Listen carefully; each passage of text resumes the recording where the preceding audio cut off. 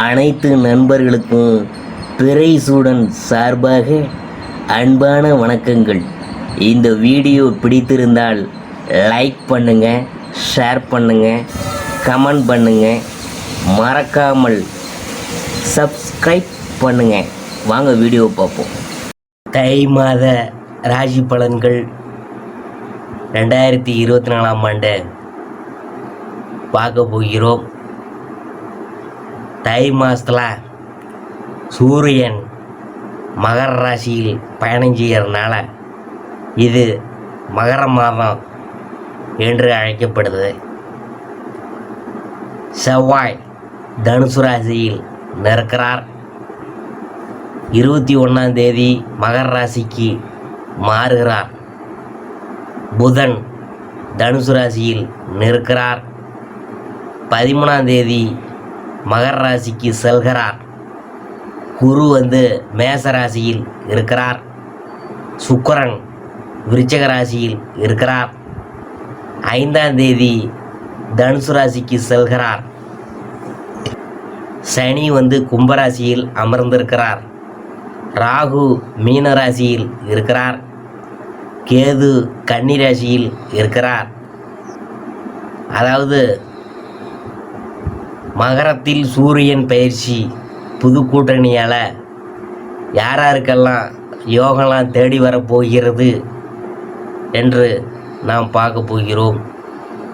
தை மாத ராசி பலன்கள் 2024 ஆண்டு தனுசு ராசியை பற்றி தான் நாம் பார்க்க போகிறோம். வினை பயனை அறுக்கின்ற வியாழ பகவானை அதிபதியாக கொண்ட தனுசு ராசி அன்பர்களே, ஏதாவது ஒரு நோய் தொந்தரவு உங்களை சிரமப்படுத்தி கொண்டே இருக்குமுங்க. அதையே நினச்சி கவலைப்படாமல் உரிய மருத்துவ சிகிச்சை எடுத்துக்கொள்ளுங்க.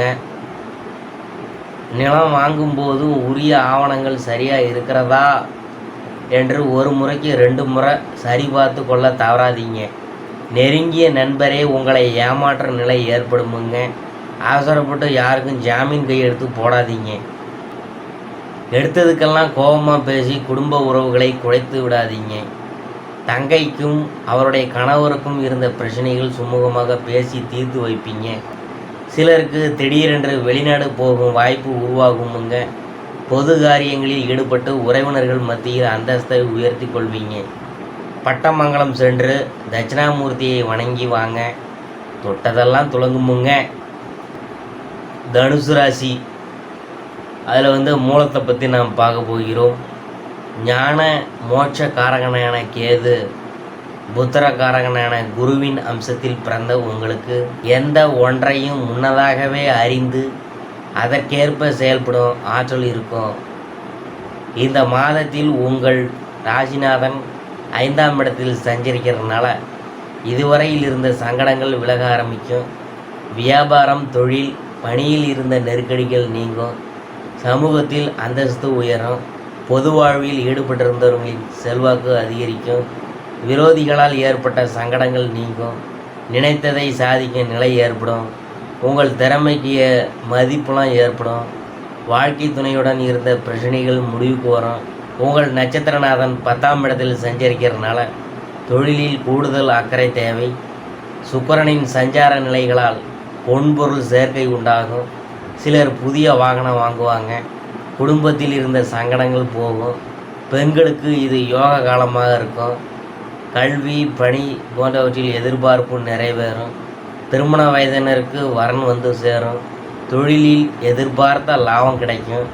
விவசாயிகளின் விளைபொருளுக்கு உரிய பணம் வரும். மாணவர்கள் கல்வியில் கூடுதல் கவனம் செலுத்துவதால் நல்லது. சந்திராஷ்டமம் அதை பற்றி பார்க்கும்பொழுது ஜனவரி 22, 23 அதிர்ஷ்டமான நாள். ஜனவரி 16, 21, 25, 30. பிப்ரவரி 3, 7, 12. பரிகாரம் என்னன்னு பார்க்கும்பொழுது பிள்ளையார்பட்டி கற்பக விநாயகரை வழிபட கஷ்டம்லாம் தீரும். அடுத்தது தனுசு ராசியில் போராட்டத்தை பற்றி தான் நாம் பார்க்க போகிறோம். அதிர்ஷ்டகாரகனான சுக்கிரன் அந்தஸ்து, ஆற்றலை வழங்கும். குரு பகவானின் அம்சத்தில் பிறந்த உங்களுக்கு எந்த ஒன்றையும் ஆழ்ந்தறிந்து அதில் வெற்றி அடையும் சக்தி இருக்கும். இந்த மாதத்தில் உங்கள் நட்சத்திரநாதனும் ராசிநாதனும் இணைந்து நன்மைகளை வழங்க இருக்கிறாங்க. உங்கள் முயற்சியில் இருந்த தடைகள் இப்போது விலகும். பணியில் இருந்த பிரச்சனைகள் முடிவுக்கு வரும். செல்வாக்கு உயரும். மற்றவங்களுக்கு இடையில் தனித்திறமை வெளிப்படும். பாராட்டிற்கும் ஆளாகுவீங்க. குடும்பத்தில் சுபகாரியங்கள் நடந்தேறும். புதிய தொழில் தொடங்கும் முயற்சியில் வெற்றியாகும். வாழ்க்கையில் மறுமலர்ச்சி உண்டாகும். தொழிலில் ஆதாயம் அதிகரிக்கும். பணியாளர்கள் அரசியல்வாதிகளுக்கு எதிர்பார்ப்பு நிறைவேறும். குடும்பத்தில் சுபிட்சம் பெருகும். புதிய சொத்து பொன்பொருள் சேர்க்கை உண்டாகும். வெளிநாடு செல்ல மேற்கொண்ட முயற்சி நிறைவேறும். இதுவரை தள்ளி போன நல்ல விஷயங்களை இப்போது கையில் எடுப்பீங்க. அதிலும் வெற்றியும் நீங்கள் காண்பீங்க. வாழ்க்கை துணையுடன் இணக்கமான நிலை ஏற்படும்.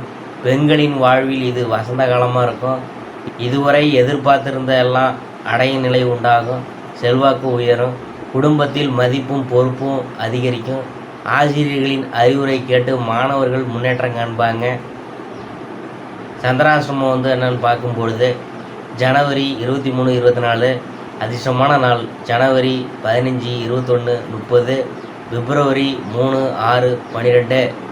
பரிகாரம் என்னென்னு பார்க்கும்பொழுது அஷ்டலட்சுமி வழிபாடு அல்லலை போக்கும். அடுத்தது தனுசு ராசியில் உத்ராடம் 1ஆம் பாதம், அதை பற்றி தான் நாம் பார்க்க போகிறோம். ஆற்றல் காரகன் ஆன்ம காரகனான சூரியன், ஞான காரகனான குருவின் அம்சத்தில் பிறந்தவங்களுக்கு திட்டமிட்டு செயல்படக்கூடிய ஆற்றல் என்பது எப்போதும் இருக்கும். இந்த மாதம் சனி பகவான் 3ஆம் இடத்தில் சஞ்சரிக்கிறதுனால உங்கள் முயற்சிகள் யாவும் முன்னேற்றம் அடையும். 7.5 சனியின் பாதிப்பிலிருந்து முழுமையாக நீங்கள் விடுபட போகிறீங்க. குரு பகவானின் பார்வையால் பாக்கிய லாப ஸ்தானங்களின் மீது உங்கள் ராசியின் மீதும் பதிவதால் எல்லா விதமான நன்மைகளும் இந்த காலகட்டத்தில் உங்களுக்கு நடந்தேறும். இதுவரையில் எதிர்பார்த்து நடக்காமல் போன யாவும் இனிமே நடக்கும். வரவுகள் அதிகரிக்கும். தொழிலில் இருந்த தடைகள் விலகும். அரசியல்வாதிகளின் செல்வாக்கு உயரும்.